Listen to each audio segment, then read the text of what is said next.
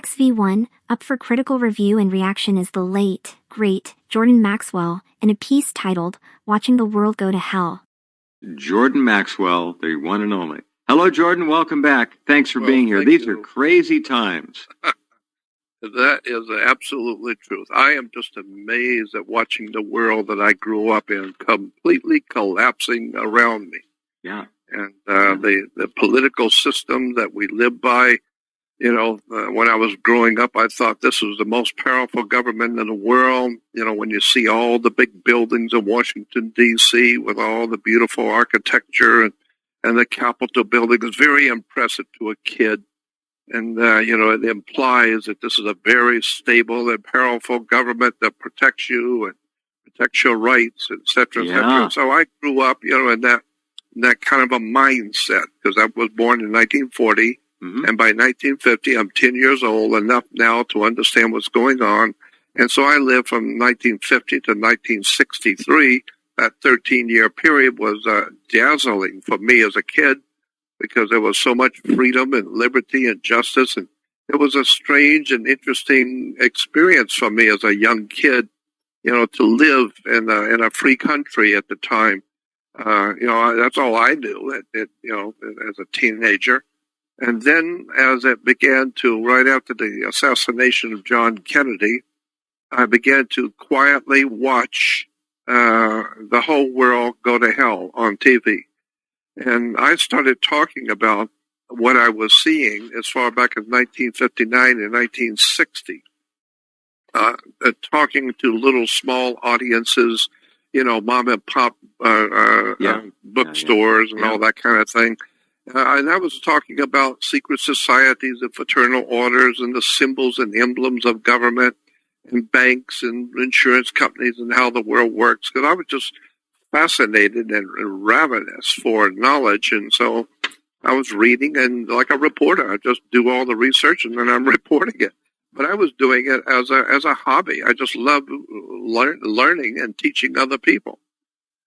Until about late 80s, I became involved with large, important organizations. CBS Television and other, big organizations wanted me to speak here and there and everywhere. And so then I got into it professionally back in the late 80s. And ever since then, I've been talking around the world. I've been traveling, and I'm 76 now and I can't go anywhere, but there was a time when I was roaming around the earth giving lectures on secret societies and the political events of the day and all the dark mysteries going on with banking and mafia and government and underworld organizations and Wall Street. But especially was I always interested in religion.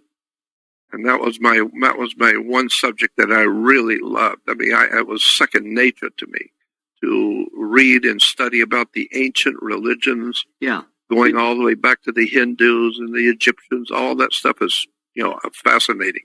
Jordan, looking at religions in the clinical sense, did you at that time? Now, I'm fully understanding what you're saying about studying them and their roots and how they came to be what they are now. But did you look at them as the cold, cruel, ruthless organizations of domination, subjugation, mind control that they really are back then?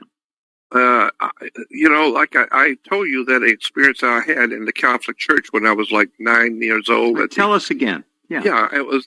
I was about 9 years old, 10, and my family were all Catholic, and so about 9 or 10 years old, they have something called a confirmation service at church. That's right, where little kids are confirmed Catholics. Uh-huh. So they call it confirmation. Well, the day before, the nuns at school told us that tomorrow night at the church at confirmation, the bishop will be here, and after the confirmation service, the bishop possibly, not for sure, but he might, after the service is over, now that you are confirmed Catholics, he will ask you if you have any questions, and he'll try and answer them for you.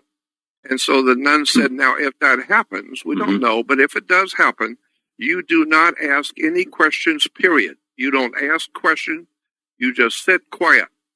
And so the following night, after the service was over, Bishop Tulin from Mobile, Bishop, was there, and he did. He said, now now that you're all confirmed Catholic, I'll try and answer your questions if any of your children have any.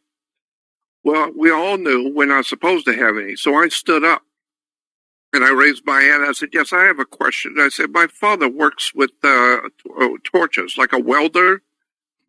Yes. And I said, could I take a torch and burn an angel? If there was an angel standing next to me, could I take a torch and burn him? Would it hurt him? And he said, no. And I said, why not? He said, well, and he said something to the effect that, well, fire is a natural thing. You have to have wood or plastic or paper or something. But you can't burn an angel. And I said, why not? And he said, because an angel is a spirit, and you can't burn a spirit. And I said, well, if you can't burn a spirit, why am I worried about going to hell where my spirit will burn forever if you can't burn a spirit? and everyone looked at each other like, you know, That's a great. deer in the headlights. Yeah. You know? And never thought about it. What did he say? And he just looked at me kind of strange. But I remember there was a red-headed priest from Ireland, and he pointed at me and said, "Sit down and shut up."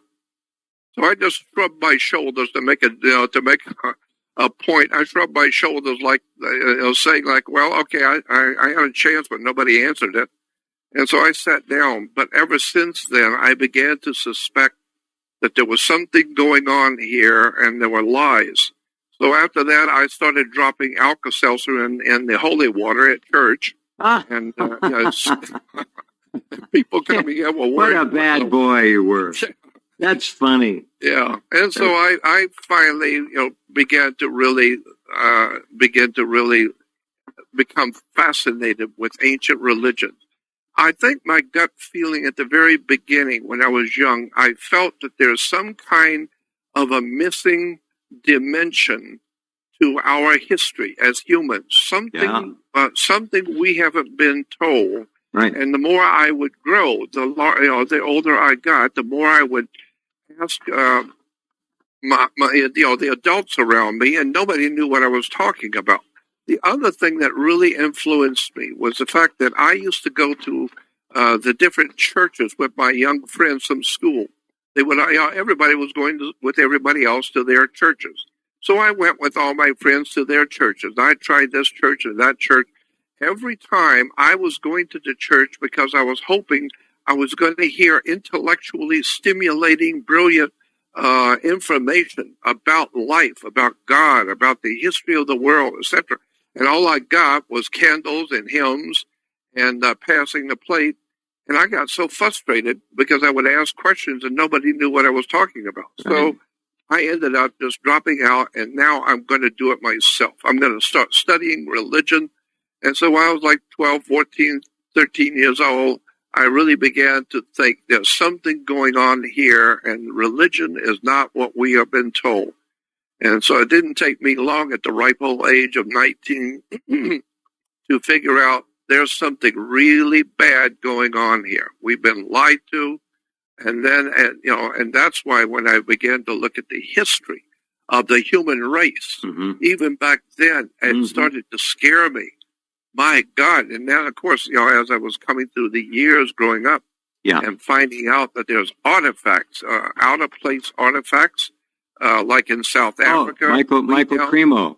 Cremo's work. Exactly. Michael Cremo's Hidden History of the Human Race. That's it. And then you find out there are handmade artifacts that are so far down in the earth, they're in strata, which is 3.5 billion years old. Yeah.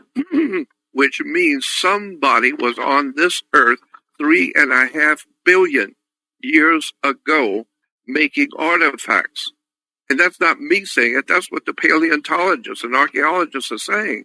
This is far down into the earth, strata, which is 3.5 billion years old, and they're finding all kinds of handmade artifacts. So I know now I realize why the scientists today, archaeologists and paleontologists for the most part, they all poo-poo this whole thing. It's all a bunch of nonsense.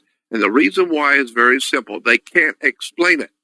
And if you can't explain it, well, then why the hell would you call yourself a doctor and an authority if you can't explain the obvious? Obvious, somebody's been on this earth for almost 4 billion years, and you didn't know anything about it, and you can't explain it, so let's don't even talk about it, because it'll make you look like a fool. So as far as I'm concerned, I've had enough of science. I've had enough of all this doctors and PhDs. I know what's going on here. You've been lied to, and I mean big time. The lies are, in fact, what most people accept for reality. That's their reality. And it's and what was it? Upton Sinclair said a long time ago that it's very difficult to convince someone of a truth that their job depends on them not knowing it. So if you've got a job and you're not supposed to talk about this kind of stuff at work, or you'll be fired, then people, that's your money, that's your livelihood. So just forget it. Don't even think about it, because I'll get fired if I talk about it. Well, me, I didn't care. I've always not cared about my life in the future. I don't care. I want to know.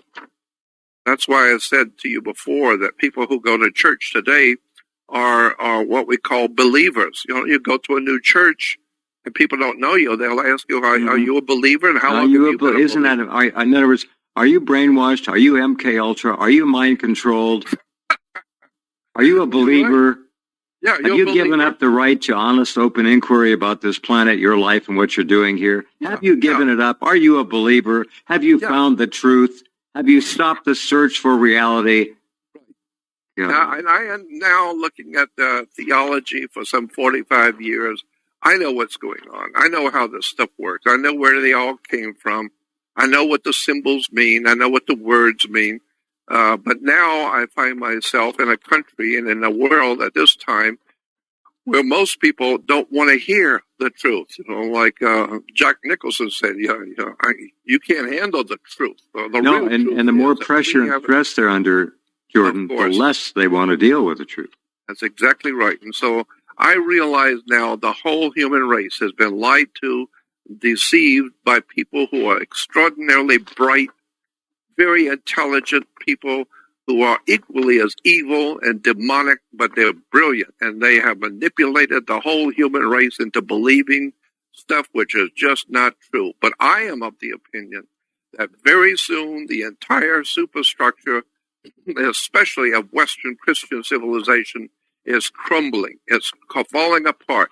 The whole thing was built on a house of cards of lies, religion, government, words, terms, symbols, coats of arms, harlotry. It's all a man-made system of gang warfare. And the gang, one gang's bigger than the other gang. And you got the Republican gang, and they're against the Democratic gang, and the Communist gang against the Nazi gang. It's all gang war. Like I said, after 45 years of studying day in and day out theology, because it's my love, I love it. I mean, I've dedicated my life to it. I am telling you, it's what I'm seeing now by my work of studying theology. It's like pulling a string on an old sweater, and before you know it, you've pulled the wrong string, and you're now disassembling. Yep. The whole sweater is falling apart. It's a very good visual image. Yeah. Yep. So that's where we are now. I'm telling you, I'm just amazed at the lies and the deception, which are now all over. It's provable, but nobody can handle it. Nobody wants to look at it. I mean, we're told that the Jews are God's chosen people, and then you find out all you need to do is learn how to read. Go to school and learn how to read, and go to a library and get a book on Jewish history, and you will find all over the world, people know, the people who study these kind of things, right, know that the Jewish religion is Hinduism. It came from the Hindus. Mm-hmm. It's a Hindu religion. Mm-hmm. But that's okay, because of Christianity and Islam come from the Hindus. And the Sanskrit, prophecies, etc. All of this is very, very ancient, and it's all kept secret by priesthoods, by secret societies, fraternal orders. If you're in, then you're in the club, and if it's a big club, and if you ain't in it, then you don't know from nothing. And so I now know what's going on. I now know how this government works. I know that there are two different governments in America today. Most people have never heard of such a thing. It's extraordinary how much people do not know about the world they're living in.